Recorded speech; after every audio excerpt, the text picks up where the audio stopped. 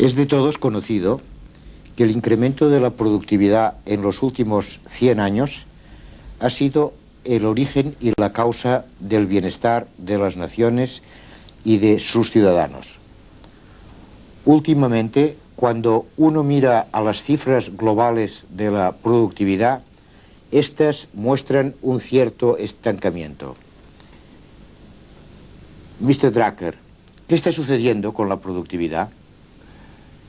Sabe, señor Palom, la productividad de las personas que hacen y mueven cosas, el trabajador de cuello azul en un taller, el conductor de un camión, el campesino, todavía sigue aumentando. La de los campesinos quizá más rápido que nunca, especialmente en España. Y a un ritmo de casi un 4% anual. Pero constituyen una parte muy pequeña de la fuerza de trabajo en los países desarrollados. Hace solo 40 años constituían más del 50% y ahora representan como mucho una quinta parte. De modo que su rápido aumento de productividad ya no eleva la productividad de la economía de un país. Y hoy la gran mayoría de nuestra fuerza de trabajo son trabajadores de servicio, trabajadores de conocimiento y directivos, y su productividad no está aumentando en absoluto. De hecho, probablemente está descendiendo. En esto consiste el nuevo reto de la productividad. Peter, ¿qué es lo que no funciona realmente en el incremento de la productividad del trabajo de los managers, de los trabajadores que llamamos del conocimiento y en el trabajo de los servicios? ¿Cuál es el problema real, Peter? Bien, una razón por la que no está mejorando es que no estamos trabajando en ello y nada mejora por sí mismo. Si uno abandona las cosas, siempre empeoran en lugar de mejorar y ni siquiera hemos empezado a trabajar. Y otra razón es que tendemos a confundir actividad con productividad, de forma que si la gente intercambia papeles, parecen muy ocupados, pero no hacen otra cosa que producir papeleo.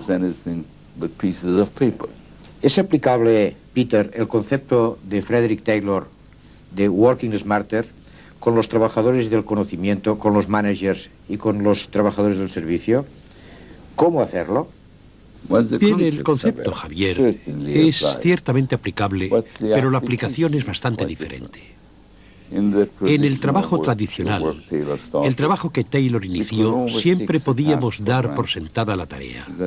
Al conductor de camión nadie le pregunta qué es lo que se supone que debería estar haciendo.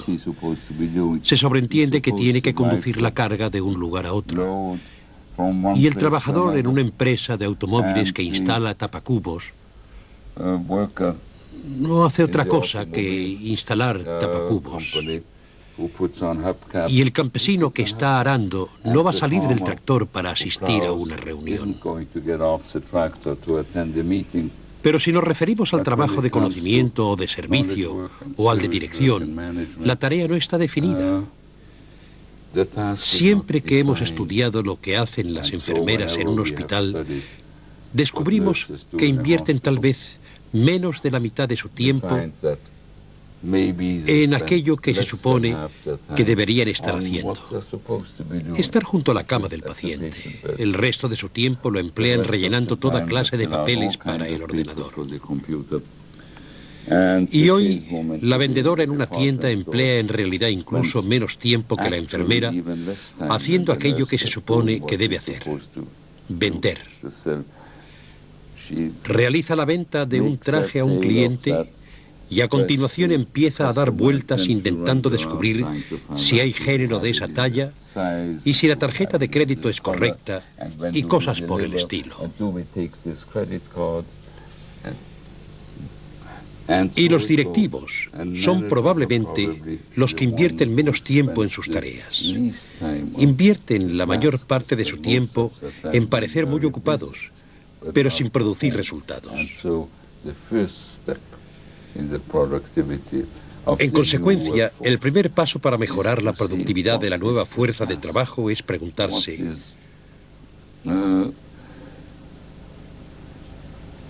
¿cuál es la tarea?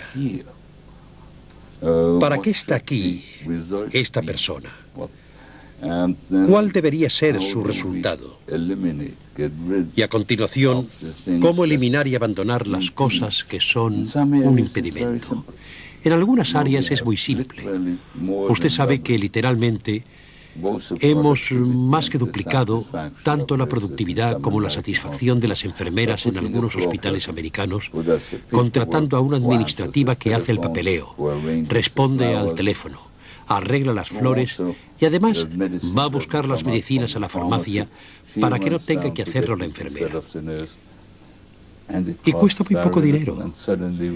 Y de pronto tenemos enfermeras que no solo ejercen como tales, sino que además son felices, porque ninguna chica ingresa en la escuela de enfermería para convertirse en una chupatintas. Y lo mismo ocurre con los vendedores y también con los ingenieros. Los directivos son los más difíciles, porque demasiados de ellos no dirigen en absoluto. Son puffers, sí. Y si no le molesta que lo diga, cuanto mayor es la empresa, menos productivos son los directivos. Porque están muy ocupados en coordinar. Ya sabe, esto es lo peor que uno puede hacer. Uno debería ocuparse de su propio trabajo en lugar de intentar siempre tener a alguien aquí y alguien allá. Uno no debería coordinar en absoluto. Peter, en el trabajo de servicios y en el trabajo derivado del conocimiento, ¿es posible asociar a las personas en este necesario proceso de incremento de la productividad y de la calidad, como ocurre en las fábricas y en los talleres, con los llamados círculos de calidad, quality circles? ¿Cuál es su opinión? Espero que no le importe, Javier, si le digo que está haciendo la pregunta demasiado pronto, porque esto viene después de haber hecho el trabajo. Como usted sabe, nosotros en los Estados Unidos nos lanzamos hacia los círculos de calidad y en la mayor parte de los casos fueron un desastre, porque lo hicimos antes de haber analizado el trabajo. Y entonces uno tiene sociedades de debate, pero no está concentrado en la tarea. Los círculos de calidad no son un sustituto del estudio del trabajo, y nosotros en Estados Unidos los usamos para esto. Los japoneses, por puro accidente, no estaba planificado, hicieron la organización del trabajo primero, antes de crear los círculos de calidad, de forma que los círculos de calidad ahora están centrados en los objetivos. En consecuencia, primero hay que analizar. Y en la mayor parte de casos es un proceso paso a paso. Nada del otro mundo, simplemente trabajo duro. Tomemos el proceso de diseñar un nuevo producto. Hay que analizar todo el proceso, paso a paso, para saber dónde hay que reforzarlo, poner más personas, mejor información, mejores herramientas. Primero hay que hacer la ingeniería de la tarea y luego es cuando se puede empezar a mejorarla. Pero además déjeme decir que nos estamos moviendo muy rápidamente del Total Quality Management, que se explica en todos los libros y que los japoneses adoptaron hace 40 años al management de cero defectos, y no solo en trabajo manual, sino casi en mayor medida en el trabajo de servicios. Para ello hay que empezar con el diseño. Ahora podemos hacerlo porque tenemos herramientas que antes no existían. Hace 40 años, cuando realicé esta clase de trabajo, teníamos el circuito cerrado de televisión, teníamos la grabadora de vídeo, en la que uno puede contemplarse a sí mismo haciendo el trabajo, para ver muy pronto lo que hace bien y lo que hace mal. Pero hoy tenemos la simulación de computadora para una gran cantidad de tareas, especialmente para todo aquello que sea básicamente trabajo de producción. Y entonces lo primero es organizar adecuadamente el trabajo para luego empezar a mejorarlo. Con los círculos de calidad, tal como los montamos en los Estados Unidos, Cometimos un error de tomar un trabajo desorganizado, que nadie entendía, que jamás había sido estudiado, y empezamos a hablar acerca de él. Bien, esto es infantil. Y por desgracia los resultados fueron también infantiles y todo el mundo estuvo muy descontento. Al principio fueron muy excitantes todas esas nuevas ideas, pero nadie sabía lo que significaban. Tal vez sueno como un viejo pedante. Creo que cuando uno habla de métodos, tiene que ser pedante. Por eso, la primera pregunta a formular es, ¿cuál es la tarea? ¿Qué significan los resultados? ¿Cuáles son sus elementos? ¿Qué información se necesita? ¿Qué herramientas se necesitan? ¿Qué resultados se esperan? Pero la idea básica, que es preciso subrayar, es que hay que hacer esto junto a la gente que realiza el trabajo, sí. Como ya sabe, la tradicional ingeniería industrial era realizada hace 100 años por el ingeniero experto que le decía al trabajador cómo hacer su trabajo. Esto ya no funcionará nunca más. Ahora la iniciativa, el liderazgo, la responsabilidad, hay que compartirla con las personas que hacen el trabajo. En ese sentido, la idea de los círculos de calidad es poderosa, pero la implantación de los círculos viene al final y no al principio. De acuerdo, Peter. Pero una vez definido el trabajo, una vez definido los estándares, la performance, ¿cree usted que será necesario asociar a la gente en este proceso de incremento constante de la productividad? Bien, hoy tenemos en realidad el mismo enfoque básico sin importar el nivel. Fundamentalmente hemos aprendido que la gente que realiza el trabajo, sea el trabajo que sea, sabe más acerca de este que el experto. El experto es necesario para explicar el significado, para diseñar las herramientas.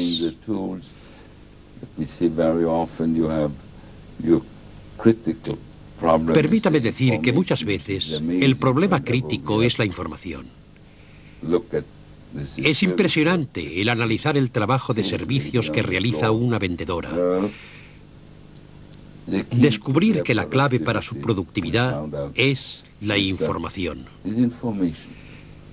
Esa pobre mujer tiene que moverse de un lado para otro, terriblemente ocupada, y tiene una pantalla de ordenador, en nuestras tiendas de Estados Unidos también, y toda la información está en el ordenador.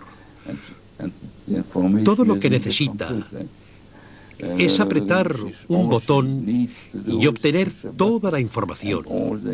Las tallas, los colores, la forma y el momento de entrega, el modo de aceptar los pagos, si se pueden realizar modificaciones en la prenda o no. Todo ello debería aparecer en la pantalla del ordenador. Y existe además una pequeña etiqueta en la prenda que tiene un código de barras para que marcando los números aparezcan los datos. Pero no hay ni una sola tienda en el mundo en la que la vendedora tenga esa información y en consecuencia malgasta el tiempo del cliente y el suyo propio intentando obtenerla. Pero lo mismo ocurre si hablamos del directivo. Créame, de forma creciente, la clave para la productividad de los directivos está en preguntarse: ¿qué información necesito para realizar mi trabajo? ¿De dónde la puedo obtener? ¿En qué forma? ¿Y qué información debo a los demás para que puedan hacer su trabajo? Por tanto, básicamente, hemos aprendido que el trabajo es trabajo, independientemente de su nivel. Como usted sabe, en el siglo XIX inventamos estos hermosos niveles y recuadros: obrero, encargado, director, gerente.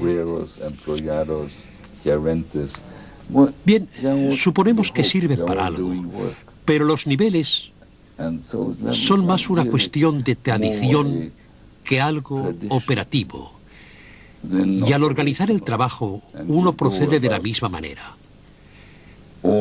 Hay que empezar asociando a la persona que día a día hace el trabajo, y si no lo hacemos así, tal vez nos funcione con trabajo con muy poca o ninguna especialización, tal vez. Aunque hemos aprendido que incluso estas personas saben más de su trabajo que el educado ingeniero.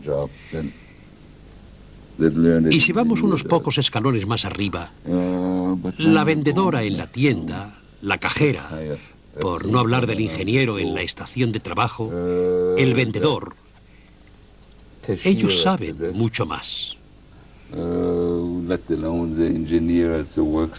Tomemos el ejemplo de esa empresa de courier que ha tenido tanto éxito. ¿Cuál ha sido el secreto de su éxito? Sí, desde luego el ordenador traza la mejor ruta para hacer las entregas, pero el conductor sabe si en la esquina de cierta calle el pavimento está levantado, cosa que ignora el ordenador. En consecuencia, hay que sentarse con el conductor y trazar la ruta, porque solo él, que ha estado allí ayer mismo, vio que estaban empezando a levantar la calle. Él o ella tenían que obtener la firma, o tal vez librarse de la firma. Nadie más lo sabe. Y así, incorporando al conductor en el diseño del plan de ruta, esta empresa de courier ha doblado su productividad. Y este es el secreto de su éxito. Y no hacen otra cosa que no hagan otras empresas de courier. Y sin embargo, se han adueñado de 2/3 del mercado en Estados Unidos.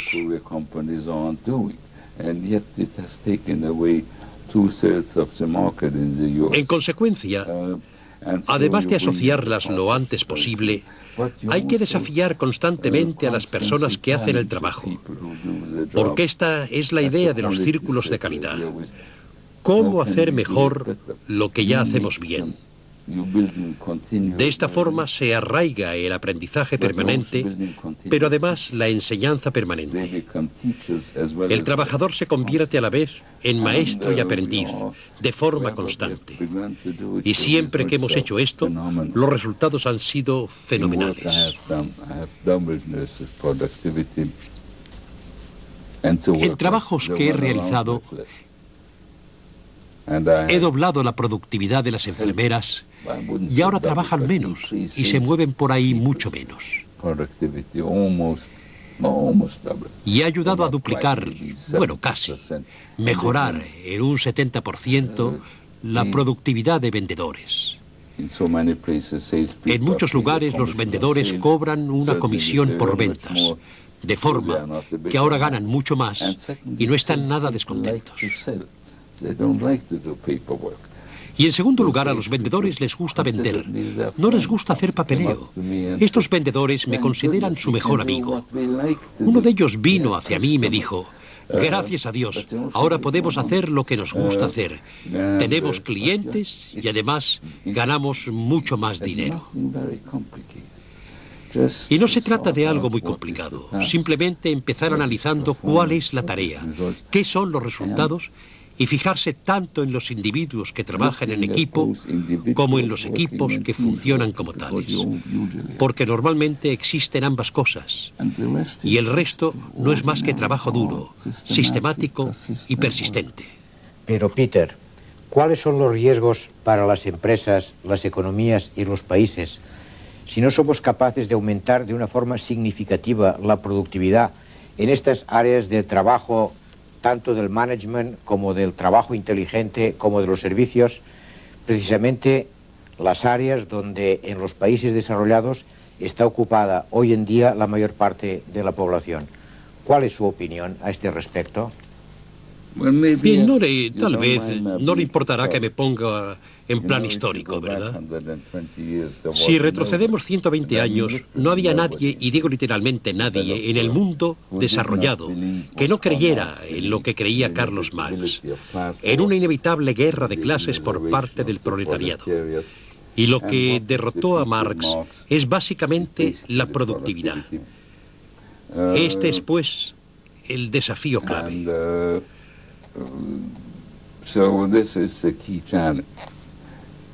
Por otra parte, tanto si contemplamos la economía individual como los estándares de vida o la armonía social, todo ello está determinado en gran medida por la productividad, porque solo se puede pagar en la medida que se es productivo. En consecuencia, ahora la fuerza de trabajo del siglo XIX es una fracción muy pequeña del total en los países desarrollados e incluso en países de vías de desarrollo. Ya sabe, aunque alguien podría decir que un país como Brasil es primariamente de cuello azul. Sí, esto es así en el sector rural, pero en el sector urbano e industrial es principalmente una economía de servicios. Y este es el reto, y este es el mayor desafío económico para una empresa o para una economía.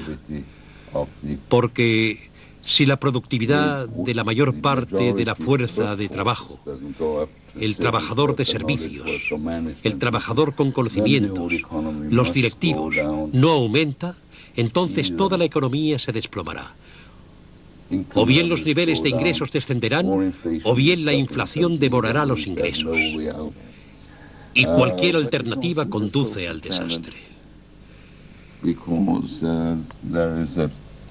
Pero existe además un desafío social, ya que hay un creciente desfase entre los trabajadores con conocimientos y los trabajadores de servicios.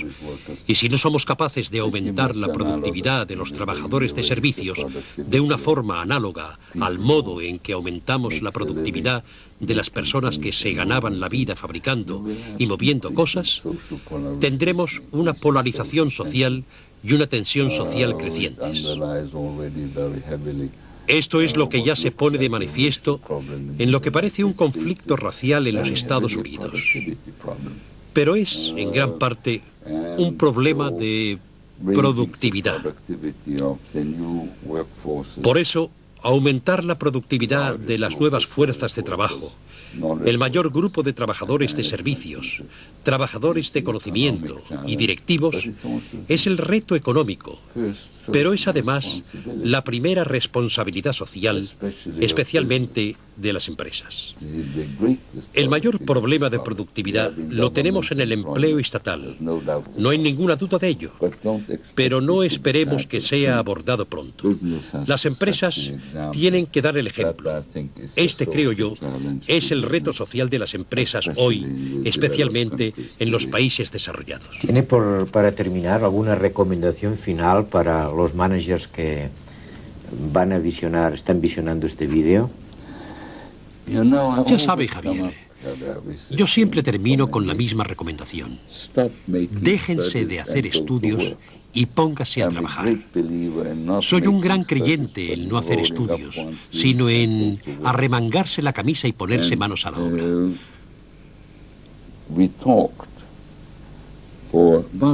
Durante más de 100 años se habló de lo que hoy llamamos productividad, la primera vez alrededor de 1750. Pero nadie se puso a trabajar hasta 1880. Y entonces, cuando alguien se puso a trabajar, comenzaron a suceder las cosas. Por eso mi recomendación es siempre: dejen de escribir memorándums, dejen de tener reuniones, dejen de hacer estudios y vayan a trabajar. Muchas gracias, profesor Drucker, por esta importante lección de productividad. Y pienso que también esta vez estará de acuerdo conmigo, lo acaba de decir, que lo que tenemos que hacer los empresarios y los directivos es dejarnos de cierta literatura. Incluso ahora les invitaría a que paren el vídeo, tomen el libro de trabajo, sigan las preguntas estimulantes que contienen y no terminen hasta que en sus manos estén bien dibujados, bien diseñados, planes de acción concretos para aumentar la productividad. Profesor Drucker, muchas gracias de nuevo.